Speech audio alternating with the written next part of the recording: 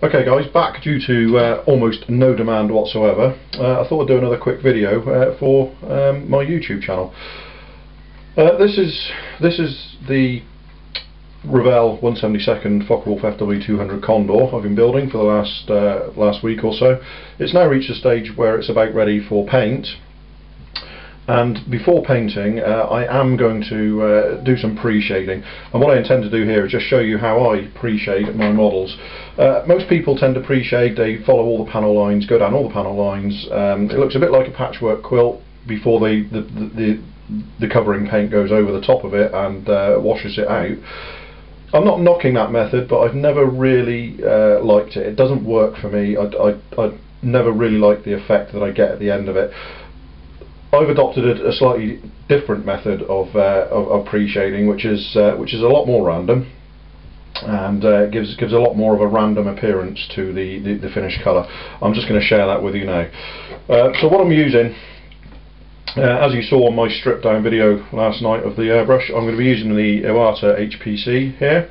I was going to use this one, but it's actually quite a large nozzle on this. I want some fine control, so I'm going to use this.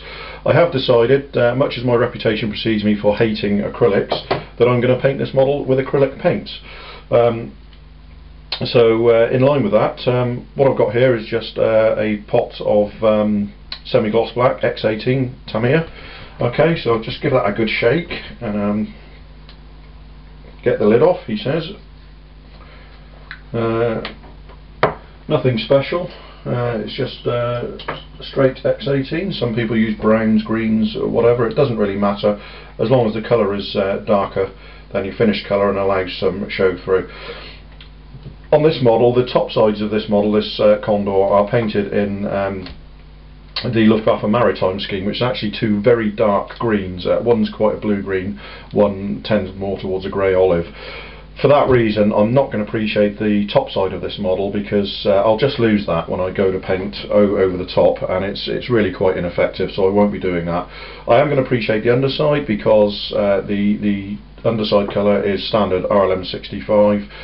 This one is, as you can see, it's Gunn's hobby colour, the acrylic. I do have some enamel here, some white Ensign models enamels. I've also got various pots of Tamiya light blue and Gunn's Mysticolour lacquer light blue. But for this one, I've decided, much as I hate acrylics, I'm going to try and use acrylics and see how I get on with this model. So with that, what I'm going to show you is some pre-shading. So in the very exact method that I don't use, I'm just pouring some paint into the cup here. You don't need much, it goes a long way.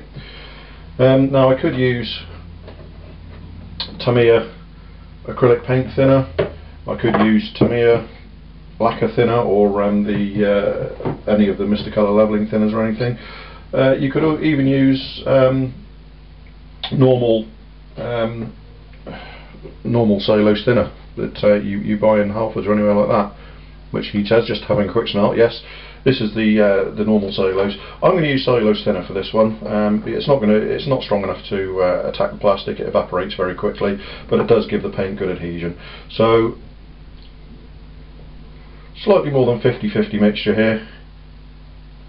Just mix it up with a brush like so in your colour cup. Okay, let's just give that brush a quick clean out. I'll be using it some more later. And I'm going to turn the compressor on now. One of the things I like about these colour cups is the lid. It means that I don't spill paint on the model when I'm airbrushing. So with the pressure coming up on the airbrush, I've got this set to quite high pressure. It's around 30-35 psi, which is really quite high, as you can see. But you can see, hope you can see that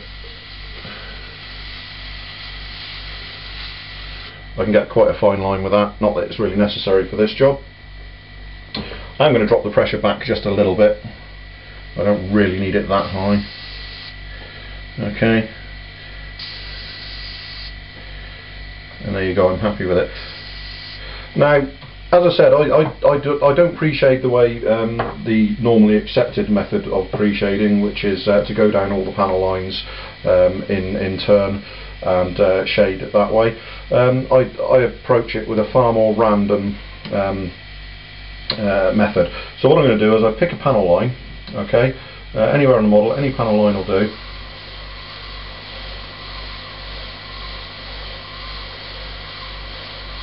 So there you go, immediately I've done exactly what I said I don't do, which is spray a panel line. I'm just going to thin this paint back a little bit more because it's quite splattery. One thing for mixing, look, lock the end of your brush, back flush. That paint is now mixed. Been doing that for years, never had a problem with doing it. Okay, spray it through again. Yeah, that's spraying a little bit better now. So with that panel line now done, what I then do is randomly go back in a streak. Another little problem there is that my needle isn't completely forward, so I'm just going to make sure the needle's completely forward so that the paint doesn't flow as soon as I press the trigger button. Okay, so with that, what I'm going to do is go in a random pattern back like that, and then here's a trick for me.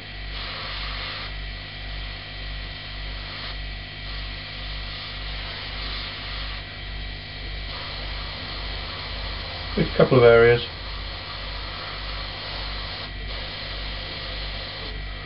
and go randomly like that, okay? So you're not doing every panel line on the model, you're picking a line, picking an area,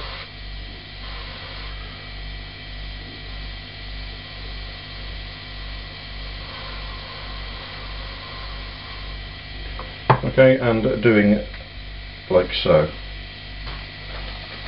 The majority of this is going to be covered over.